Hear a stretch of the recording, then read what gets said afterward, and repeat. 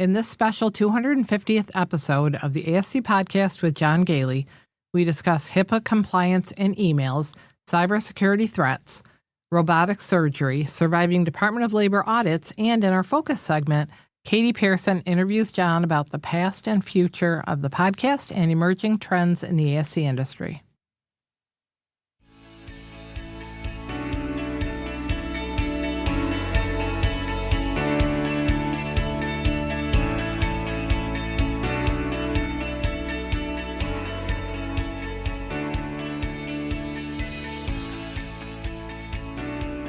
Welcome to the ASC Podcast with John Goehle, the longest-running podcast specifically focused on the freestanding ambulatory surgery industry. We would like to thank our sponsors, Surgical Information Systems, providing cutting-edge information solutions for surgery providers, RFX Solutions, your all-in-one healthcare regulatory compliance software, MedServe, which is the only digital narcotic cabinet specifically designed and priced for surgery centers, helping standardize processes, compliance, eliminate paper logs, and prevent drug diversion, and Ambulatory Healthcare Strategies, the nation's leading regulatory and accreditation compliance resource for ambulatory surgery centers. For more information about our sponsors, please visit our website at ascpodcast.com.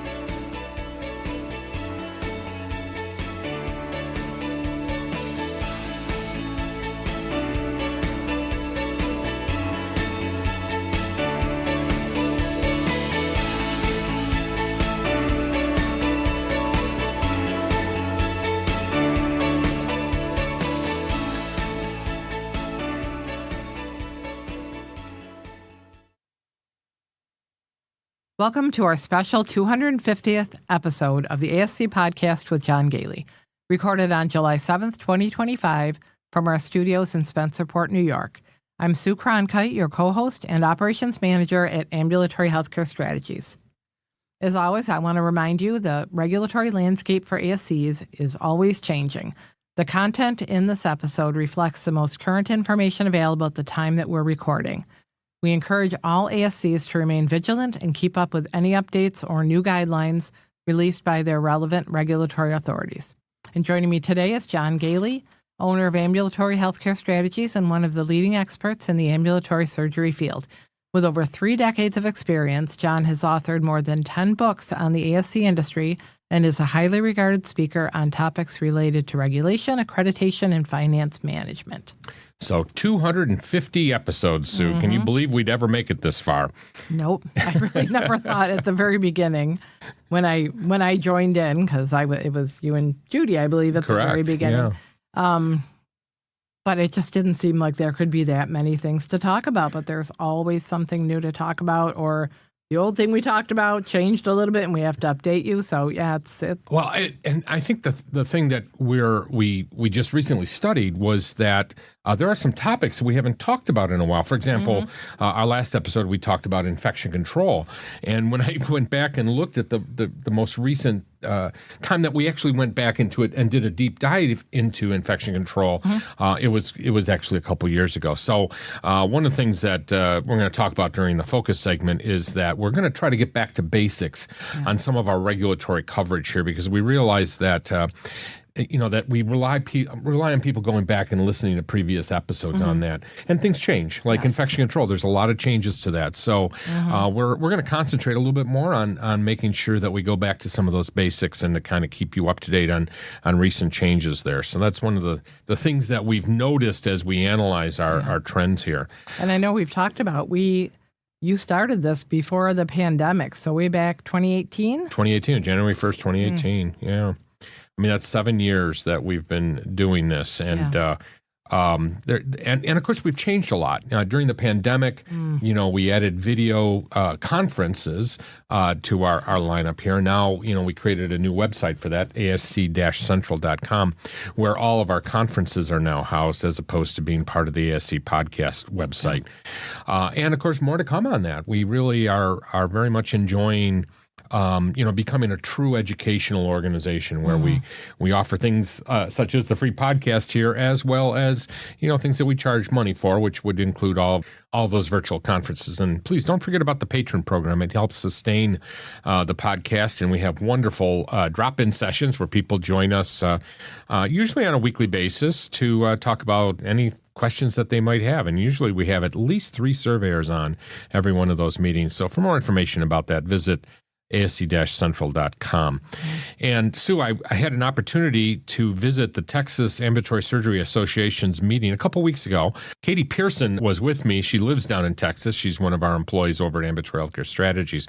We had a great time visiting with the association members, visiting other vendors there. And I got to admit, I didn't get to many sessions during the conference because we were kind of busy. But we had a great time meeting, many of our listeners here and hearing how we have changed them or help them to improve their operations and be prepared for a survey. And then we visited people that surprisingly didn't even know about the podcast. So, we always say this at the end, but it is important for you to kind of spread the word about this because the more the merrier in this wonderful project that we've been doing for 7 years. And at that meeting is where you guys came up with the idea for today's episode.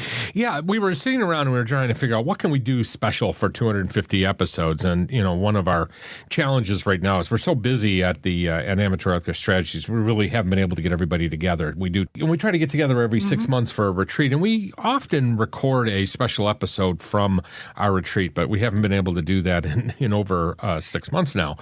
So we decided we had to move forward with an episode. And so what Katie and I talked about is why don't we do a reverse interview where instead of me interviewing somebody, she's interviewing me to talk about the history of the podcast and where we're heading in the future. And we do have a puppy update, don't we, Sue?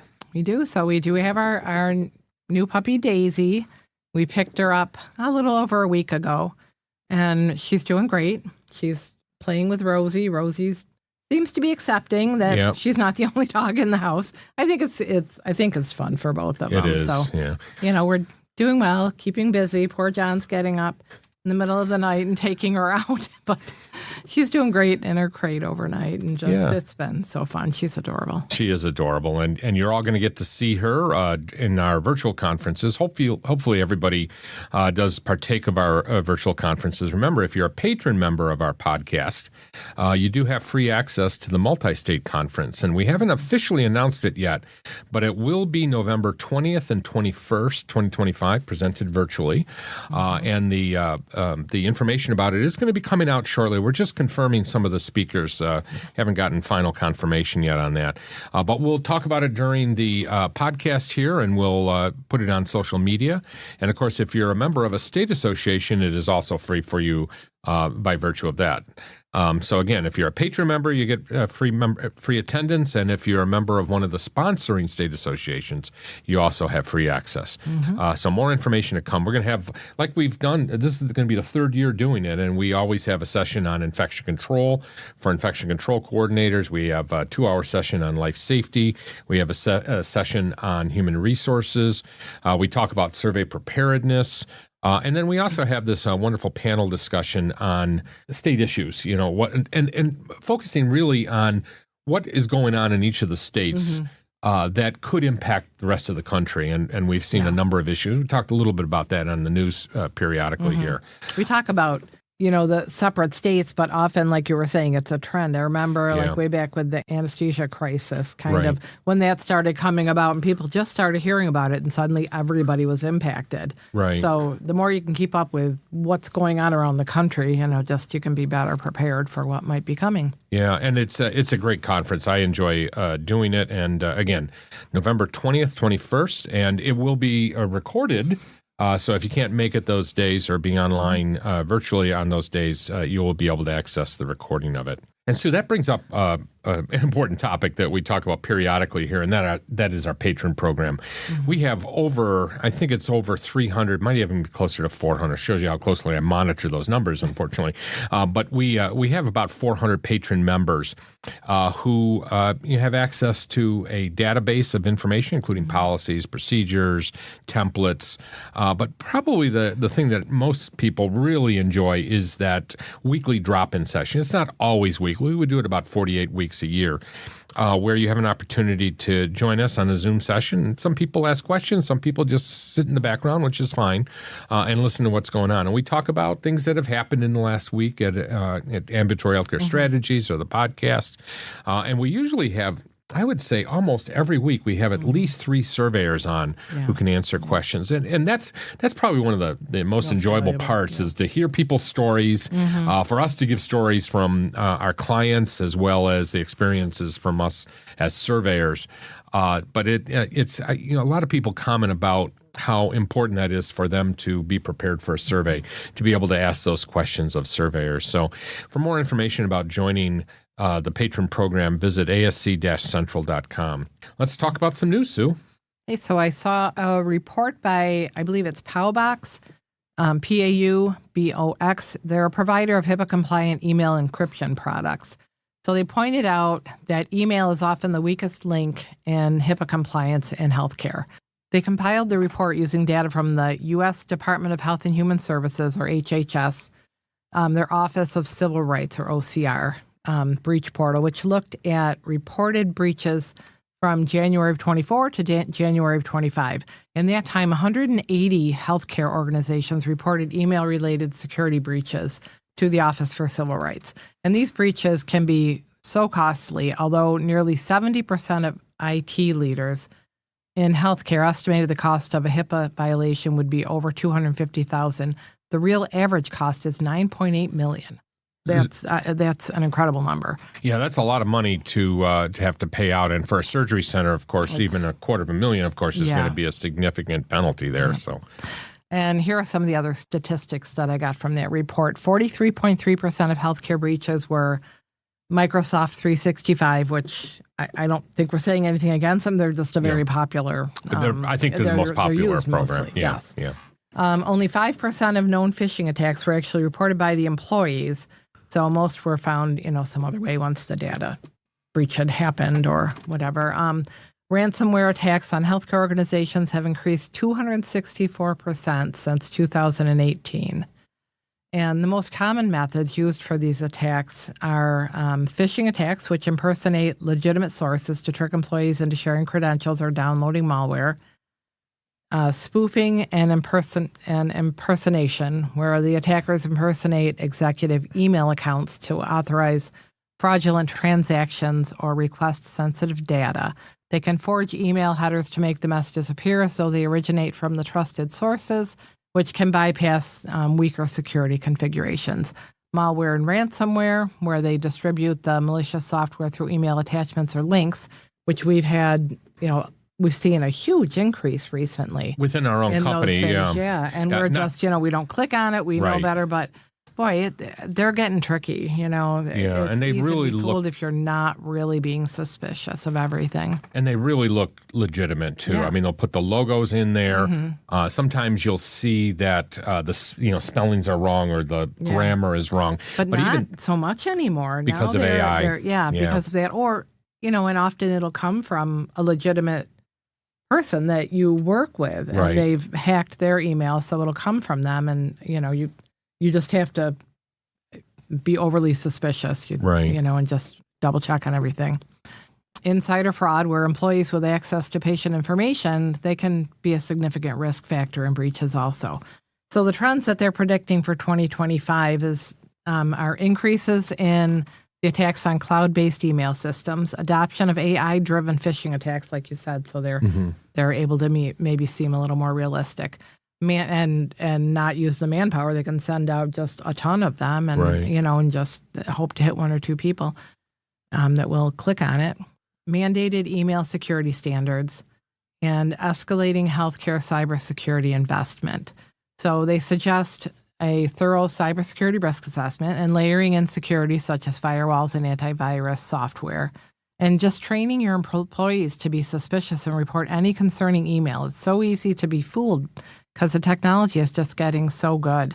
So the more you can do to remove human error as a factor by, layering in those security software or whatever, it will be helpful. And as I said, we had some of these things and we were kind of questioning, is this real? Is it not? Before we click on it. And we'd asked our IT guy to send out an email to our staff, and I found it interesting, so I thought I would just repeat it here. So he had said, your most important password is your email password. It's actually more important than even your banking password. If an attacker has your email password, they can have any password they want because they can just go to any site and click forgot password, and where does that reset link go? It goes to your email, at which point they simply set it to whatever they want, and then they have access. So definitely don't reuse passwords, but if you're going to focus on one account to make the password unique and complex, make it your email. Email is your castle. And, I'd never really thought about that. Yeah, I agree. But, everything, it's where you go to change all of your passwords. So, you've got to That was a real careful. eye-opening email from our IT guy talking about this. And he's great. Jason's his name. And he helps secure all of our systems here. Yeah. And, but I think we're very careful and cautious about answering emails and making sure that we're legitimate. But I'll tell you, they are looking so realistic now. Yeah. And it is very dangerous. It's kind of sad that this is what we're coming to, but definitely something to keep an eye out. And, Sue, every time I go to do a survey somewhere, it is frequently the case where I can figure out what the password is for whatever system they have. They have it posted on the monitor. They have it underneath the keyboard. They have it underneath the mouse pad. Yeah. They have it on the mouse pad. They have a piece of paper that lists all the passwords, or we'll find that people don't log out of their email account, which is a major security breach. So, definitely do some auditing yourself. Keep an eye out for people that are not taking this seriously, that are not updating their passwords. Establish systems within your organization for regular changes to the email passwords there. So enough said about that. I think we really do truly understand the importance of maintaining high security for our email systems. And of course, the real penalty here, as we mentioned right at the very beginning, is that, we're dealing with HIPAA data so often here. And that's one of the major ways that people can get into our system. Yeah. And from healthcaredive.com, Oregon has become the first state in the nation to pass a bill to block corporate takeovers of medical practices. So according to Healthcare Dive article written by Susanna Vogel, the governor of Oregon signed a law prohibiting non-physician investors from owning medical practices.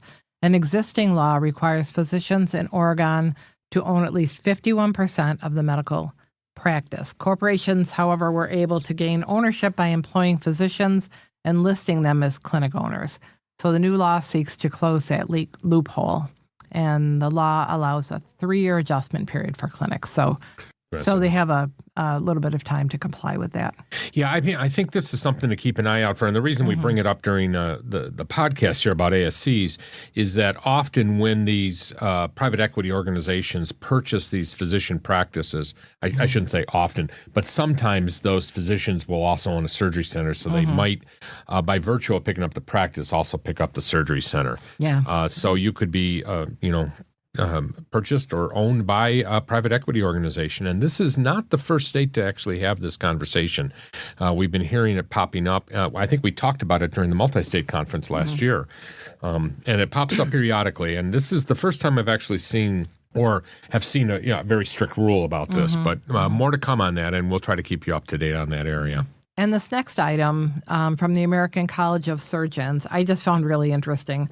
Doesn't necessarily affect ASCs, but a medical director at Advent Global Robotics Institute in Celebration, Florida, performed a robotic prostatectomy on a 67-year-old patient in Angola with prostate cancer, all while he remained stationed in Florida, which was more than 7,000 miles away from that patient.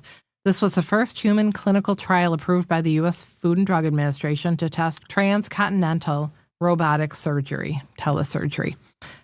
Dr. Patel, who has performed thousands of robotic prostatectomies, which is now the standard of care for surgical treatment of prostate cancer, led the telesurgery, which relied on high-speed data transmission along 10,000 miles of direct fiber optic cables that run from Orlando to Miami to Brazil to Angola. Dr. Patel noted that there was no perceptible delay between his action on the robotic platform to the actual OR. Now, for this trial, Dr. Patel had a surgical team in the OR in Angola to monitor for potential issues, but none arose, and the patient experienced a successful outcome. So I thought that was really cool that you could have the biggest experts. It doesn't matter where they are in the world, right? And they can perform their expert surgeries anywhere. It's pretty cool. I was immediately thinking, where was Dr. Patel when he was doing this? Yeah. You know what I mean? As I guess technically he could be at home. Yeah. Could be in his office. He didn't need to be in an operating room. Probably wasn't in an operating room. Yeah. I don't really know how this works, and I guess I'm going to have to learn because I do think that this could be a potential solution to, shortages of surgeons in different areas. Mm-hmm. And of course, this is, obviously there's a shortage in Angola, but as we find surgery centers, having a hard time recruiting people into more rural areas in the United States, as long as they can afford that robot, which probably is not always the case, then definitely that really increases the opportunity to be able to do more of these surgeries. And of course, I'm just thinking out loud here, he didn't have to be sterile. So, the room had to be sterile and all that, but for that matter, he could probably I'm sure he could do more surgeries in a day robotically than he could if he were doing it in person. So and they could have just one robot even per state. I mean, if you have to travel 3 hours, it's a lot better than traveling across the world. Yeah. And then you can get the best of the best kind of, He can focus on doing the procedure instead of all those other things that surround it, that we all have to worry about in the operating room to make sure it remains sterile, the equipment is always working. Yeah. He can be, solely focused on actually performing the procedure. So I'm fascinated by it, and we'll keep you up to date. I doubt it'll be showing up immediately in our surgery centers, but be prepared again for that. Yeah, but it could eventually. So, Sue, let's talk about our recent experience we had. And really, this particular situation didn't cause any particular grief for our client, but they had a Department of Labor audit. And over the years, I've had Department of Labor audits of surgery centers that I've run, and our clients have had these. I've talked about it on the podcast. I know in the past where I've had to do a survey of an organization that had an unfavorable outcome from a Department of Labor audit. So I thought it might be wise just to kind of talk a little bit about what a Department of Labor audit is, what these auditors are looking for, and what the potential outcomes are going to be, and also how to kind of avoid problems. So the Department of Labor is a state type of issue. Even though there's a national Department of Labor, the audits are going to be performed most likely by your state Department of Labor organization. So the first thing I want to point out is how important it is that you keep up to date with your state regulations. We, during our boot camps, we talk about Department of Labor issues, and we talk about regulations, human resource regulations. And I don't know, Sue, I think I say it like every 5 seconds when I'm doing that, those sessions there, is how important it is that you keep up with the state regulations. So that's the number one thing. Now, again, I do want to point out, you don't see a lot of these Department of Labor audits, but when it does happen, it can be quite severe. So the first question, of course, is why does the Department of Labor why might they show up? Why would they audit the Ambulatory Surgery Center? Audits are usually triggered by employee complaints, to be honest. It can also be as a result of unemployment claims, or it could just be a random selection of your organization. And common targets include improper worker classification, wage violations, or incomplete records that are being maintained. So here are the top compliance priorities that are usually involved in an audit. Number one, and this is fascinating, is the accurate classification of employees versus independent contractors or 1099 employees. I don't like that term because a 1099 is not an employee. But if you're getting it, or if you're giving a person a 1099 at the end of the year, they're not an employee, they're an independent contractor. Now, again, I talk about this quite a bit during our boot camps, so I'll talk about it very quickly here. Improperly classified workers are a problem for unemployment, Social Security, and Medicare taxes.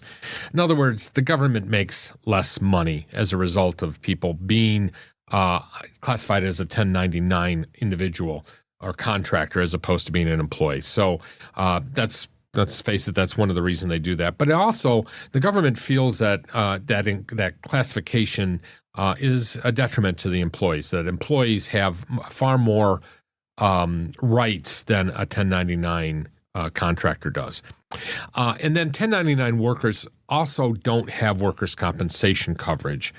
And, of course, they don't have access to holidays, overtime, et cetera.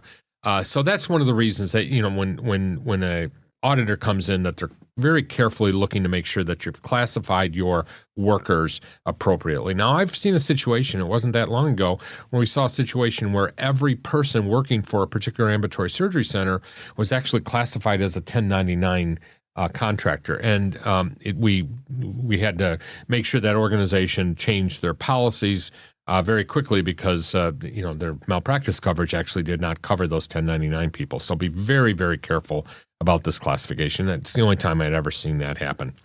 Now, also, another thing that I've seen often during these audits is a observation of the break and meal period adherence, particularly a problem for ambulatory surgery centers because of the break coverage that we often have and the fact that it is often difficult to give an employee a total break from their duties.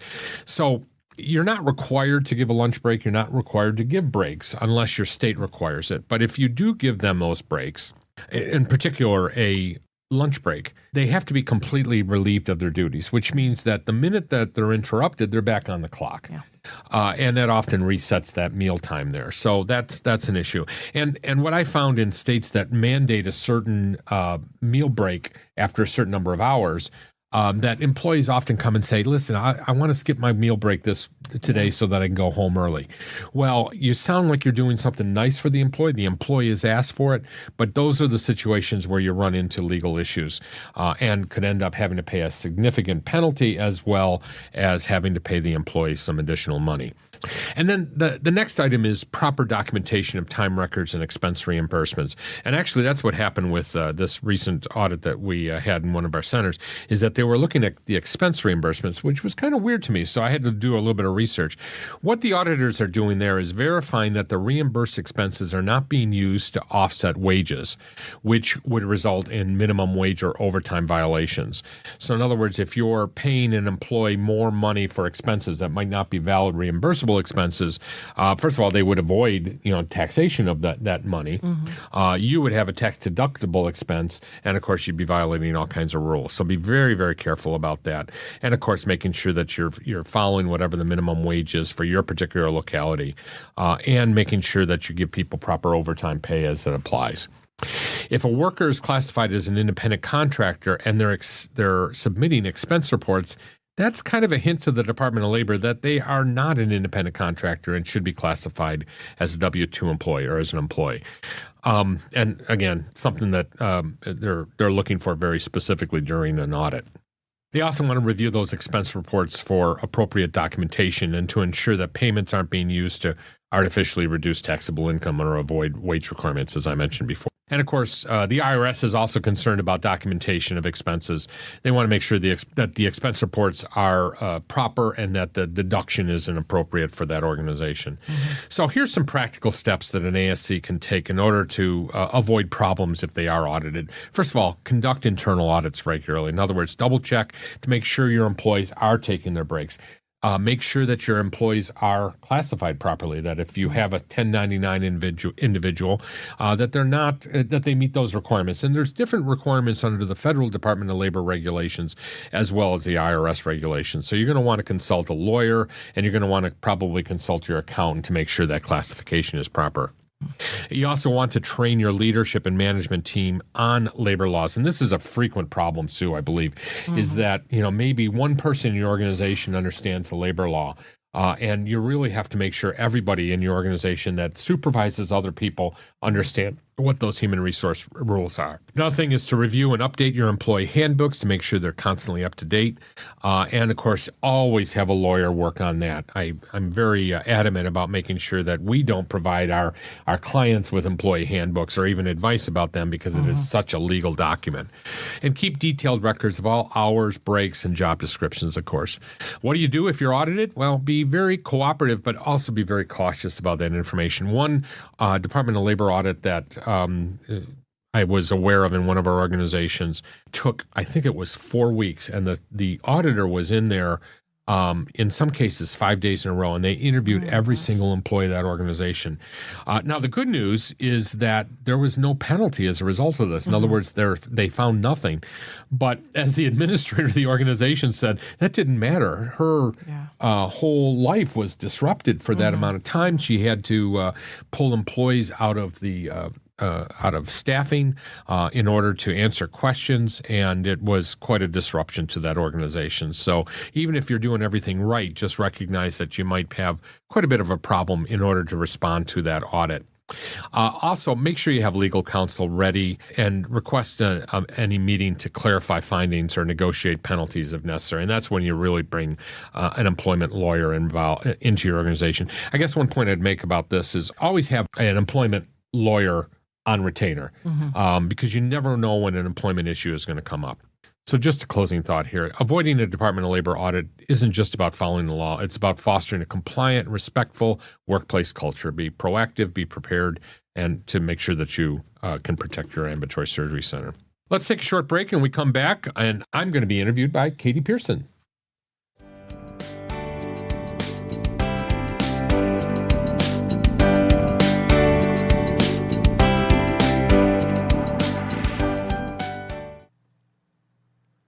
It's been a long day, and the surveyors just left, and you are exhausted. And looking at the list of items that you have to address, you wonder, how can I deal with this and still take care of my patients? More importantly, you wonder, how can I ever keep up with all of the regulations, standards, and accreditation requirements? How can I always be prepared for a survey and reduce my stress levels? Well, that's what Ambulatory Healthcare Strategies does, day in, day out. We become your outsourced regulatory and accreditation resource. We can maintain your policy manual, develop your education programs, help out with fire and disaster drills, do your risk assessments, oversee your quality improvement activities, help run your quality improvement meetings and governing body meetings, and we can even prepare your monthly or quarterly financial statements and help you figure out where you are financially. We are a retainer-based service. We don't take ownership. We don't charge based on your revenue. We have one fixed monthly fee, and we can tailor your services to your exact needs. So whether you're looking for help getting over a survey, preparing for a survey, or looking for a long-term relationship to assist you with your ongoing regulatory and/or financial needs, please give us a call at 585-594-1167 or email us at info@ahstrategies.com. That is info@ah-strategies.com, or visit our website at ah-strategies.com.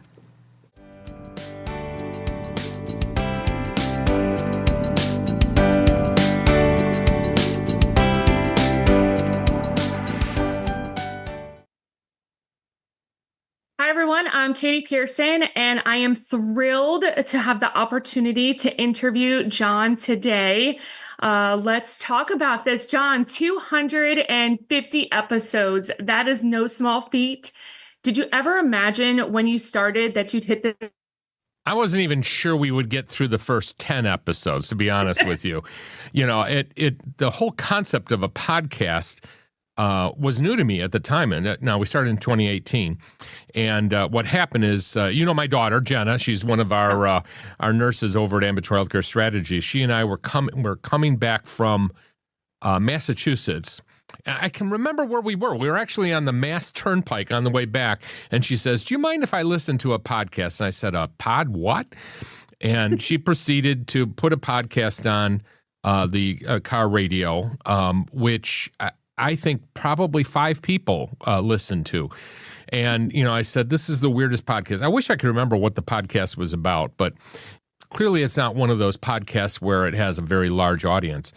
And, kind of bells went off in my head. It's like, oh my God, I'm never going to become a radio star, talking about ambulatory surgery centers, but a podcast probably would be a great idea. And that started the whole idea. We actually hired a marketing consultant to help us with it. And it took about 3 months to plan for putting the podcast together. And then one piece of advice they give you is to record like 4 or 5 episodes before you actually start publishing it. And that's what we did. So what about the ASC industry? Did you see the gap, or, what need did you think that needed to be filled to start this podcast? I think that we really were very reliant upon print back in 2018. I think podcasts hadn't become as popular as they are today. We've come a long way in the last, 8 years now since we started. And, so this is a very popular thing. Even YouTube videos, of course, have become a lot more popular in those years. So now it's almost an expectation in all of the industries that this is a mechanism for communicating with your audience, communicating with people in these various industries. And of course, we're not alone in the ASC industry with it. And just look at the competition. We were the only podcast for literally 5 years before a couple popped up. And, some of them have some podcasts were started in the ASC industry and then kind of disappeared quickly. But most of them are nowhere near the size audience that we have here. And I think what we realized is that there was so much to talk about from a regulatory and compliance standpoint. And indeed, in the very beginning, our podcast had the word compliance in it. We ended up moving away from that. We ended up rebranding it before long because we felt that there's that would really constrain us quite a bit. Mm-hmm. But I think that's what it came down to, is there's so many issues with regard to regulatory and compliance. And remember, this is in 2018. This is before the pandemic, when really everything kind of went haywire and regulatory and compliance became more important. But immediately people started responding. Immediately we started getting feedback. We were going to conferences and people would actually hear my voice and start commenting, aren't you John Goehle? And, by the way, I do want to point out that it was our consultant that recommended putting my name into the podcast. That was kind of awkward to me. I didn't really think that I needed to have my name in it, but he said, an important part of advertising a podcast is getting some name recognition for you, and of course, making it more human to the audience. Yeah, you're a brand for sure. That makes sense. Well, not to call out your age, but you've had a front row seat to the evolution of surgery centers.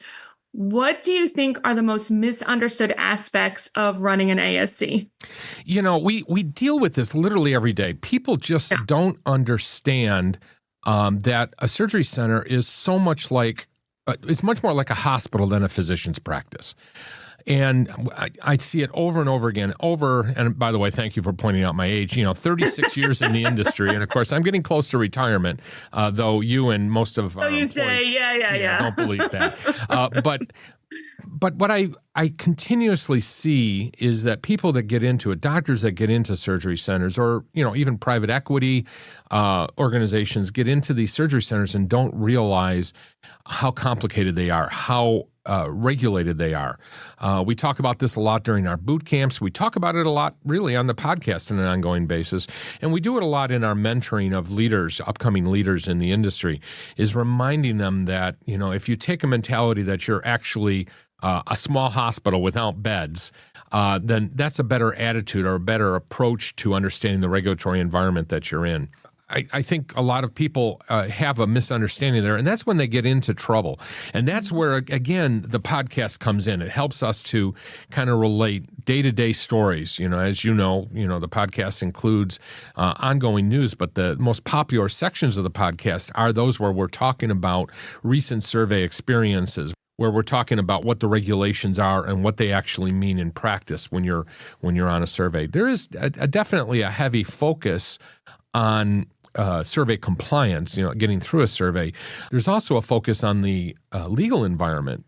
As someone that does quite a bit of expert witness work with attorneys, I see where things can go wrong.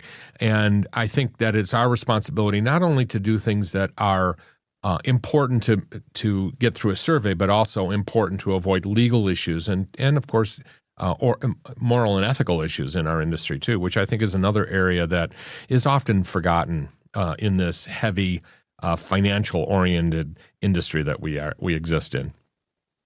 Yeah, no, that makes sense. And I think you've recently talked a lot about fraud and abuse getting more attention. Where do you see that showing up in this industry? Yeah, definitely fraud and abuse is one of those areas that there's going to be a heavy concentration, especially with the new administration in place right now, to focus on rooting out these, fraudulent claims.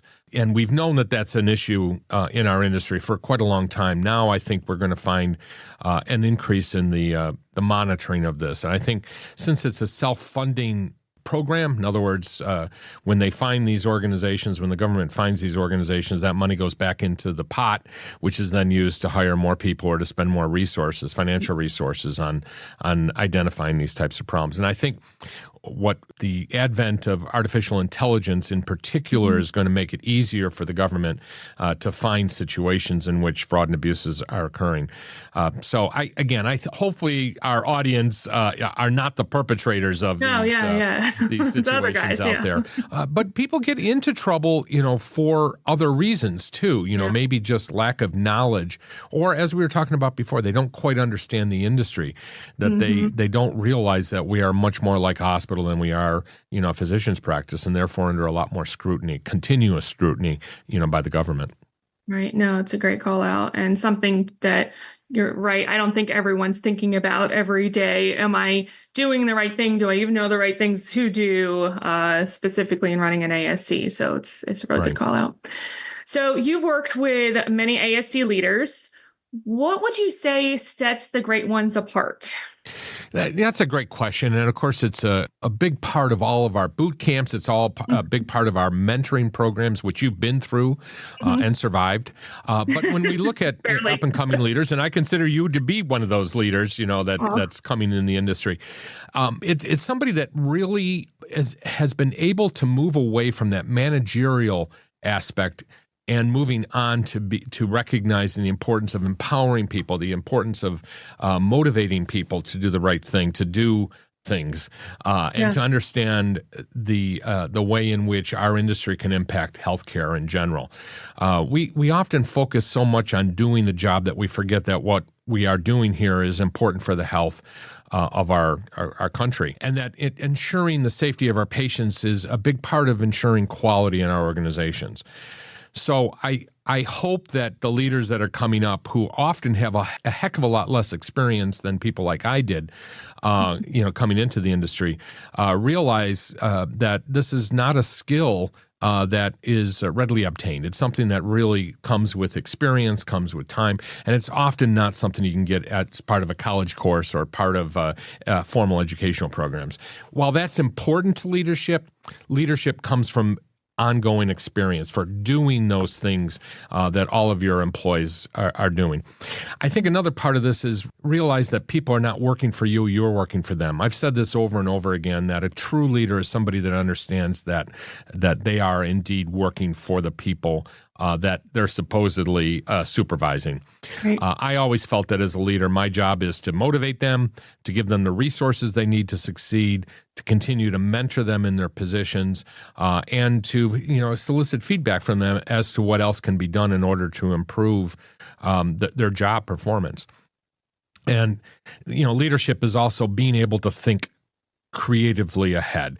And that's something I'm sure we're going to talk about in a bit, but anticipating the changes in the industry, especially in a rapidly evolving environment, is an important part of being a leader. You need to have the time to do that. And sometimes what we find with leaders is they're so caught up in the day-to-day activities, the managerial activities, that they don't have the time to be able to move on to the leadership qualities. And of course, one of the most important ones, being able to plan for and adjust the trajectory of your organization based upon the things that you expect to happen. Sure. Yeah. So let's dive into that then. What trends do you think that ASC leaders may not be paying enough attention to right now? Yeah, I mean, I think One area that I think is growing by the day is artificial intelligence. You and I had an opportunity to talk quite a bit about this while we were at the Texas State Association meeting a couple weeks ago. But it is evolving so quickly. I say, remind people that probably a year and a half ago, we didn't even know what artificial intelligence was. It was something that was just, thought was going to be way into the future. And now it's constantly in the news. It's constantly on YouTube. There's tons of podcasts about it. And of course, the government is looking into it heavily also. And I really do believe that it is going to have a dramatic impact on our industry.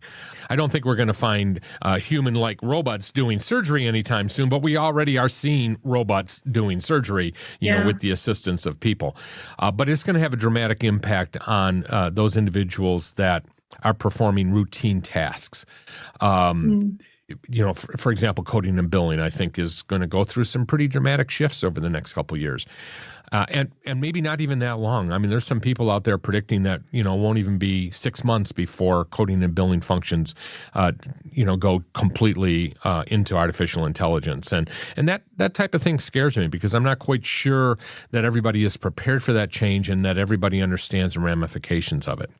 Yeah, there's some of that mentality of it's not going to happen to us, so we're just going to throw it off to the side for now. Right, and people really want to stick their head in the sands because of comments from people that are saying, "Hey, listen, your job's going to be gone in 6 months.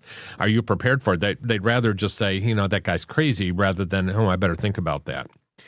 I think another trend that we're finding is that just as I saw in the beginning of this industry 30, 40 years ago, cases being moved out of the hospital into the surgery centers. Now we're finding a pretty dramatic shift from the surgery centers into office-based practices. And I think the best example of that is the future of eye cases. We're already seeing GI cases. We're already seeing pain management cases being bifurcated, between those two different locations, sometimes in the same facility.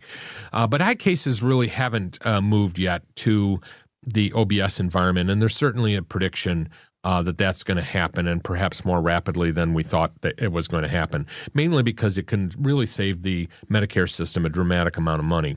And, that since cataract surgery in particular are, to the best of my knowledge, still the number one procedure performed in a surgery center, that could have a dramatic impact on the bottom lines of many surgery centers and indeed threaten the existence of some of these surgery centers. And just as I was saying, people are not taking artificial intelligence seriously right now. I'm finding that a lot of leaders in the cataract surgery industry are not necessarily thinking about this too. And again, I understand it, that this could completely wipe out their business model if all they do is cataract procedures, but they need to be thinking about it. And we've been talking with leaders in our boot camps, in our training programs, in our mentoring programs a lot to help prepare them for this. I also think that we will continue to see other procedures moving out of the ASC into the office-based areas. We're already seeing lumps and bumps, of course, moving out. We're seeing a bit of a trend of GI procedures, but I think we're going to always see cases in the surgery center and in the OBS setting, depending upon, and for that matter, in the hospital, depending upon the patient itself, how healthy they are. Pain management, I'm still kind of shocked that those are still being done in ASCs, to be honest with you, and they continue to grow. But I'm not sure that that's a long-term business model out there. And of course, now we're also seeing cases that have traditionally been done in other facilities, such as cardiology, total joints. I mean, think about how quickly total joints went from being in the hospital into surgery centers. During the pandemic, it was almost like an experiment, and now we're finding a lot of those cases already moving. I'm keeping a very close eye on cardiology. I know you and I have talked about this a little bit because we know it's going to impact our business model, that we're going to have to learn a lot more about cardiology also. And I think we're going to see a dramatic increase in the acuity of the patient population we have as a result of that. So I think we have to be prepared for that. We have to understand that those regulations are not going to get any easier. Indeed, as we take on more intensive cases, we're going to find the regulatory bodies making sure protections are built in to the industry to assure that safety is a primary concern. Yeah, no, that makes sense. No, really good insight and a lot to think about there as we move forward in this industry. So let's move back to the podcast for a second. Sure. What has been the most rewarding aspect for you in having this podcast? That's a great question because it's not something I really think about that much.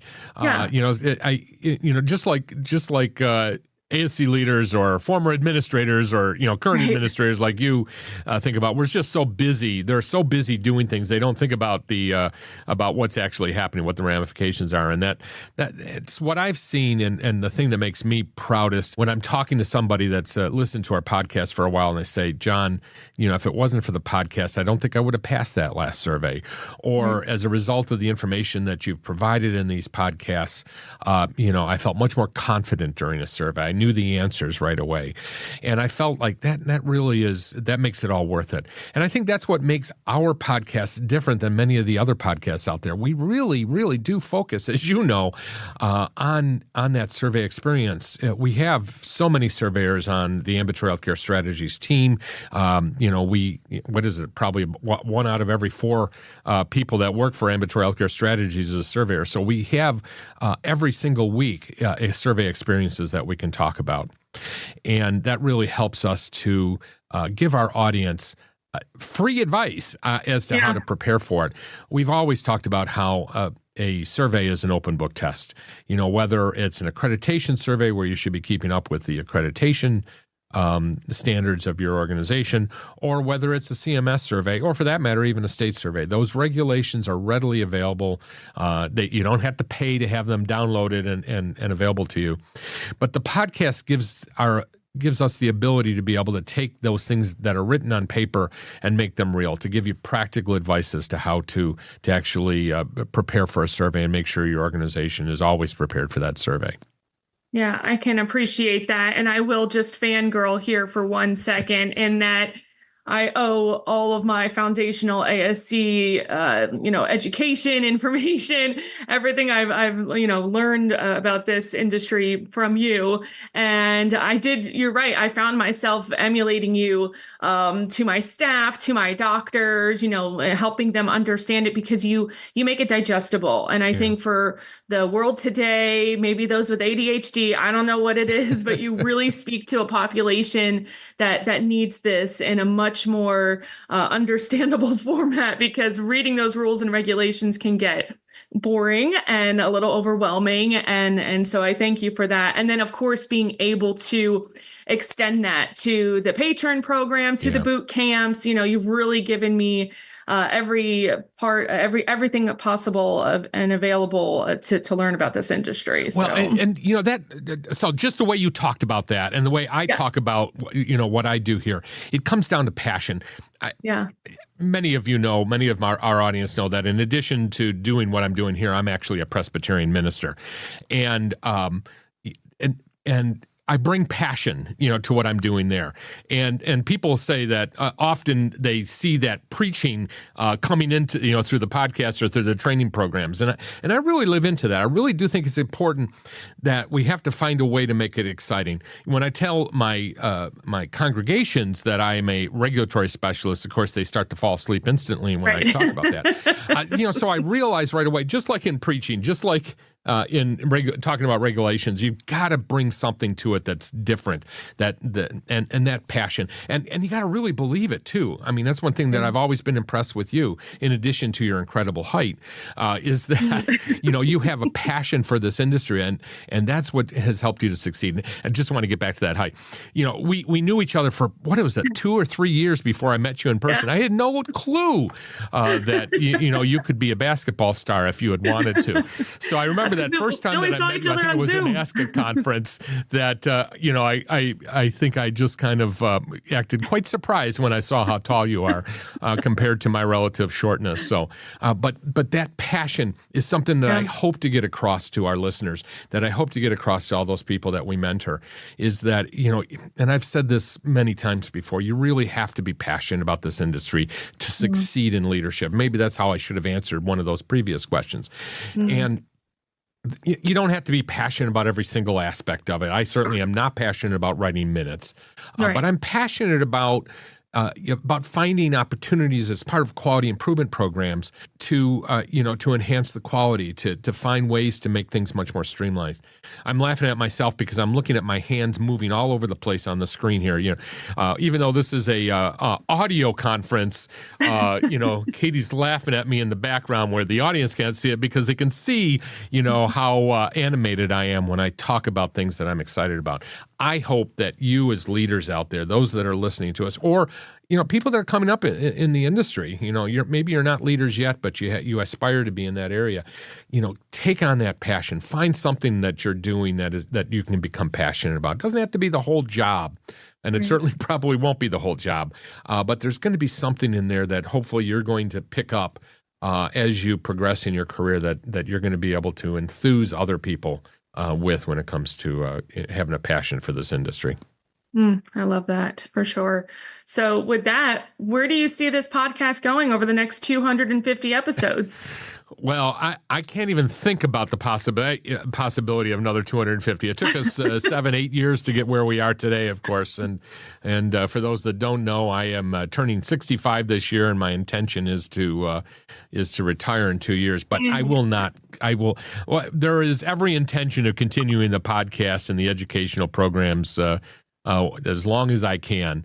I think one of the things that we have realized over the last probably 6 months is that we've been a little bit too focused actually on interviews. Of course, here we are doing an interview, but we've been a little bit too focused on interviews that haven't necessarily always been related to the regulatory environment. And we've actually used AI, so this is one of those good uses of AI out there, to analyze our podcasts over the last 7-8 years, the 249, now 250 episodes. We've used that information to help us to understand things that we need to kind of refocus on.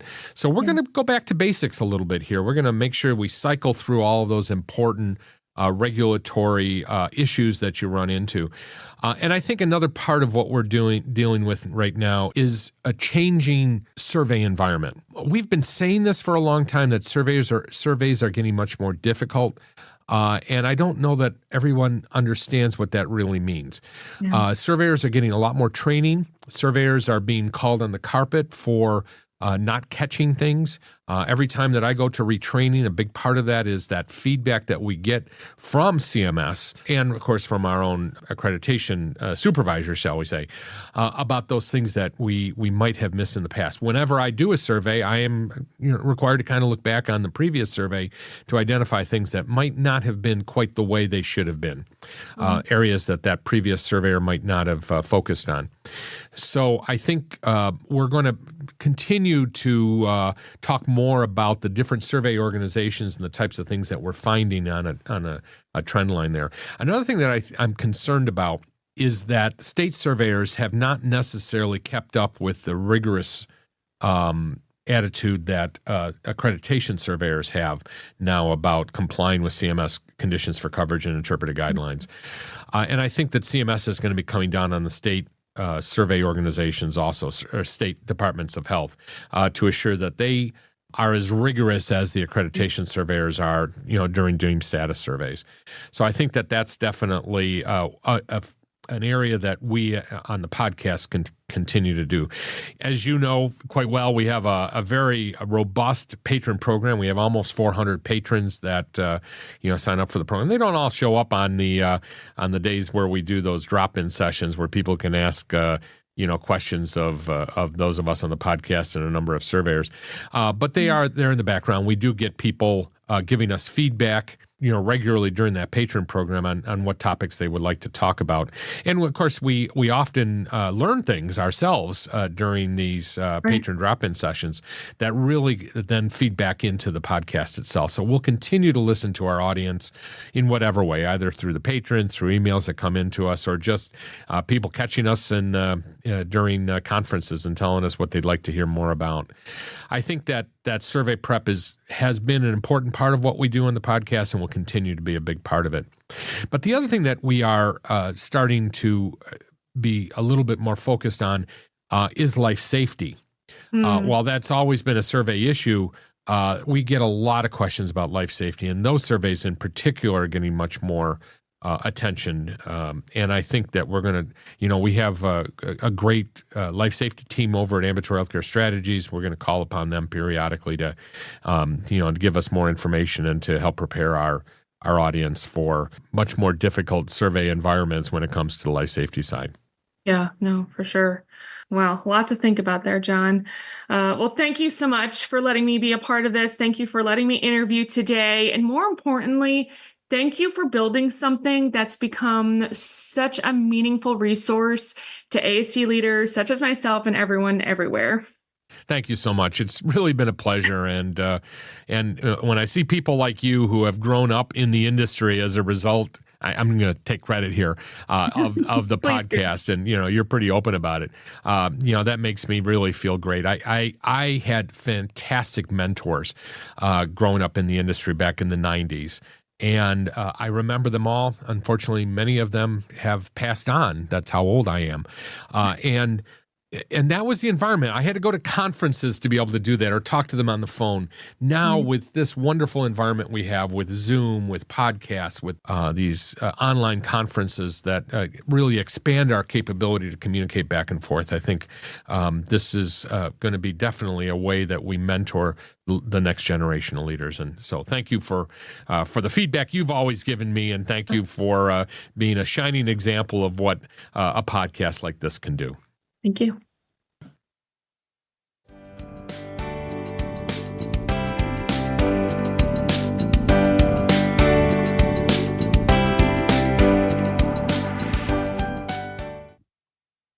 In this segment, we provide an update on upcoming topics for the podcast, our upcoming virtual conferences, and upcoming speaking engagements for John and his staff, and other events in the ASC industry. The Florida Society of Ambulatory Surgical Centers annual conference and trade show is July 23rd through the 25th, 2025 at the Hilton Orlando. The Illinois ASC Association's annual meeting is August 21st and 22nd at the Crowne Plaza Chicago O'Hare Hotel and Conference Center in Rosemont, Illinois. I'm going to be doing 2 sessions there, including an administrator boot camp. The California Ambulatory Surgery Center Association's annual conference is September 3rd through the 5th at the Sheraton San Diego Resort in San Diego, California, and I will be doing a CASC review course there in cooperation and I'll be doing a CASC review course with my colleagues Deb Stitchcomb and Mary Ryan. We do this periodically, and we're very excited about it. And by the way, CASC is also going to be actually having a live CASC test there, which I believe is the first time in many, many years that a live test has been done. So if you are in California and want to become CASC certified, you can attend the pre-conference, which is a CASC review course, and then take the exam afterwards. And the Atlantic States ASC Conference and Trade Show is October 2nd and 3rd at Embassy Suites by Hilton Raleigh, Durham, Research Triangle in Cary, North Carolina. And the New York State ASC Association's conference will be held October 6th through the 8th at the Desmond in Albany, New York. I'll be speaking at the conference, and Ambulatory Healthcare Strategies will be doing the pre-conference on October 6th. And it's a great opportunity for people to get 6 credit hours for the pre-conference and then credit hours for the actual conference. That the number has not been determined yet for that. For more information, of course, visit the website. And we'll be doing a special episode of the ASC podcast at that conference. The Oregon ASC Association's annual conference will be October 9th and 10th, and John will be speaking at the conference, and we'll do a special episode from there. We're going to see a trend here. It looks like I'm doing a lot of special episodes and a lot of speaking at these conferences. And to that end, Michigan Ambulatory Surgery Association's Education Day is October 23rd and 24th.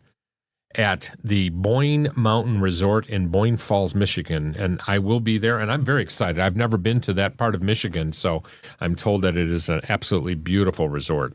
And the OR Manager Conference is October 28th through the 30th at the Anaheim Convention Center in Anaheim, California. And I will be doing a CASC review course, again with Deb Stitchcomb and Mary Ryan. And very excited about bringing the CASC review course back to our audiences here. And I think that'll be very helpful for people that are looking into becoming CASC certified. And the Joint Commission's Ambulatory Care Conference is November 5th and 6th at the Crowne Plaza, Chicago O'Hare in Rosemont, Illinois. And the Washington Ambulatory Surgery Center Association's 2025 Annual Education Conference and Trade Show is November 6th and 7th at the Tulalip Resort and Spa in Tulalip, Washington. And I'll be speaking at that conference, and of course, we'll be doing a special episode there also. And the Colorado ASC Association's conference will be held November 13th and 14th, 2025 at the Denver Marriott West in Golden, Colorado. John will be speaking at the conference, and we'll do a special episode from there.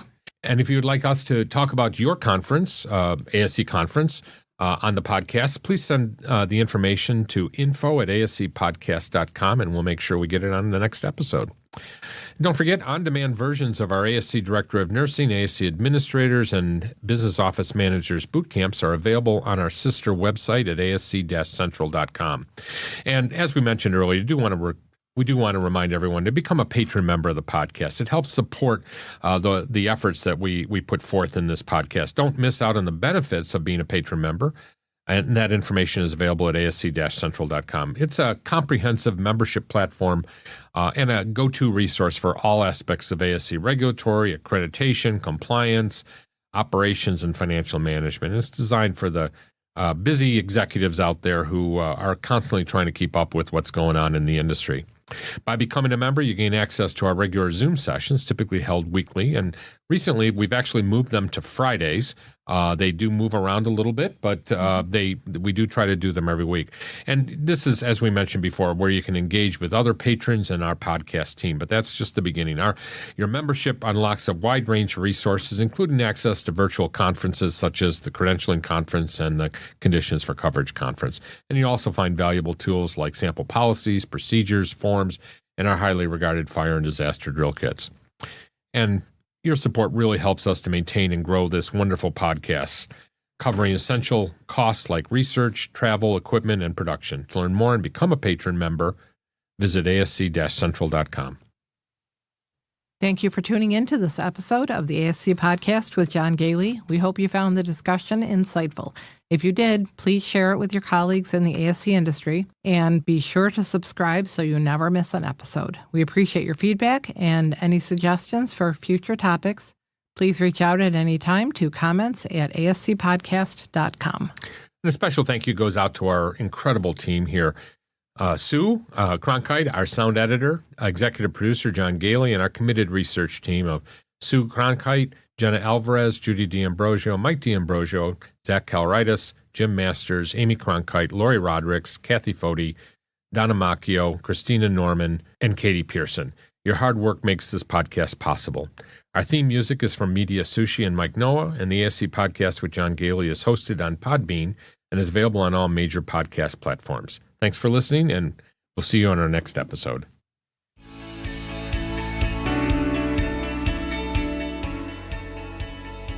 This episode of the ASC Podcast with John Goehle is sponsored by Surgical Information Systems, RFX Solutions, MedServ, and Ambulatory Healthcare Strategies. Surgical Information Systems provides cutting-edge information solutions for surgery providers. RFX Solutions is your all-in-one healthcare regulatory compliance software. MedServ, which offers the only digital narcotics cabinet specifically designed and priced for surgery centers, helping develop standardized processes and compliance, eliminate paper logs, and prevent drug diversion. And Ambulatory Healthcare Strategies is the nation's leading regulatory and accreditation compliance resource for ambulatory surgery centers. For more information about our sponsors, visit our website at ascpodcast.com. This podcast is an educational and operational tool and is not intended to be a comprehensive resource for all rules, regulations, and standards that an ambulatory surgery center must meet. The advice provided should not be considered as, nor does it constitute legal advice or opinion. When reviewing specific situations involving legal and regulatory issues, attorneys and other professionals should be consulted. This has been a production of Eden Group Development. All rights are reserved. If you're interested in advertising or sponsoring the ASC Podcast with John Goehle, please email us at info@ascpodcast.com. We would love to hear your questions and comments. Please email us at comments@ascpodcast.com.